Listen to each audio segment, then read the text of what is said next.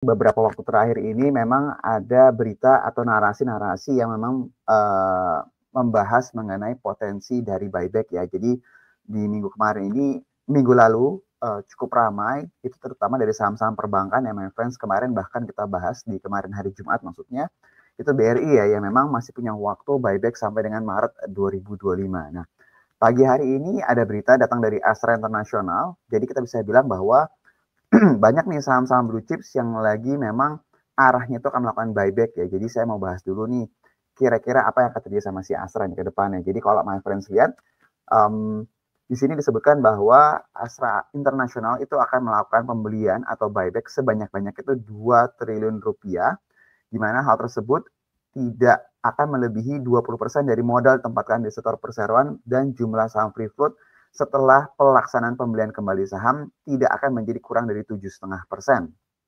Dan kalau misalnya my friends perhatikan, beberapa poin menarik ya dari informasi di sini adalah ini waktu pelaksanaan ya, startingnya itu dari hari ini sampai dengan 30 Januari 2026. Jadi ini kalau dilihat timetable-nya kurang dari 3 bulan ya. Jadi ini hampir sama kayak BCA nih waktu itu nih my friends ya.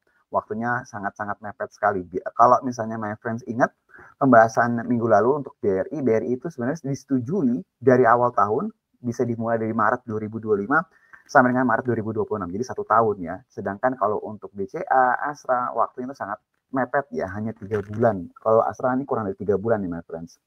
Terus juga kalau misalnya my friends lihat salah satu informasi yang menarik juga di sini disebutkan bahwa pembatasan harga saham untuk pembelian kembali saham nih my friends ya. Jadi kalau misalnya my friends ingat di BCA maksimalnya di 9.200 kalau saya tidak salah 92 atau 9250 ya.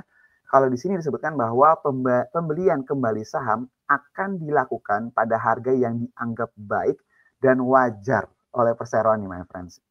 Dengan memperhatikan ketentuan yang berlaku. Jadi di sini nggak disebutkan nih bahwa maksimalnya beli di harga berapa atau mungkin disebutkan angkanya berapa, itu tidak ya. Tapi di sini lebih disebutkan bahwa pembelian kembali saham akan dilakukan pada harga yang dianggap baik dan wajar. Jadi kalau my friends perhatiin di sini beberapa informasi penting dari buyback di sini adalah nilainya maksimal 2 triliun, waktunya itu paling lama 3 bulan ya, 3 November, starting dari sekarang sampai dengan 30 Januari 2026, dan harganya di sini tidak disebutkan maksimalnya berapa yang dianggap baik dan wajar oleh perseroan nih, jadi yang dijadikan acuan. Jadi kalau misalnya lihat dari keadaan ini, yang kita mau lihat ke depannya adalah apakah buyback ini efeknya bisa positif ke pergerakan harga Astra yang memang sudah naik dalam beberapa bulan terakhir ini. Seharusnya iya my friends ya, karena emang nggak di-cap nih harganya berapa.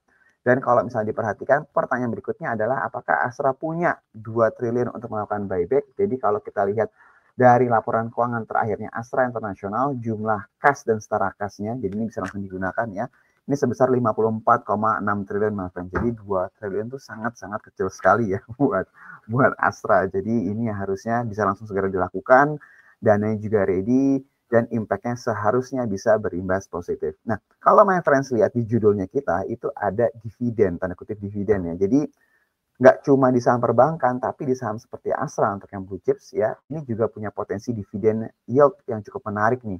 Jadi kalau my friends coba lihat research report dari analis kita, itu rilisnya tanggal 1 Agustus 2025. Jadi my friends bisa akses ya untuk baca lebih detail. Saya coba langsung lompat ke bagian tabel yang di sini. Kalau my friends lihat, ini kan 1 Agustus harganya masih 5.100 ya.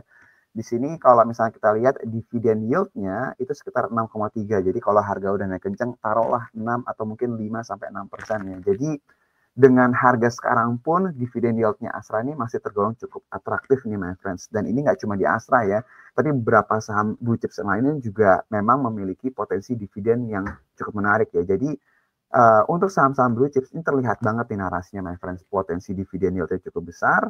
Dan juga kalau kita lihat buyback ini seharusnya sudah mulai menjadi support atau menjaga nih harga di pasar. Jadi kalau sampai terjadi sesuatu yang tidak diinginkan, harganya bisa tergolong lebih stabil karena ada kepastian buyback at least untuk Astra sampai dengan Januari 2026, maaf 30 Januari 2026.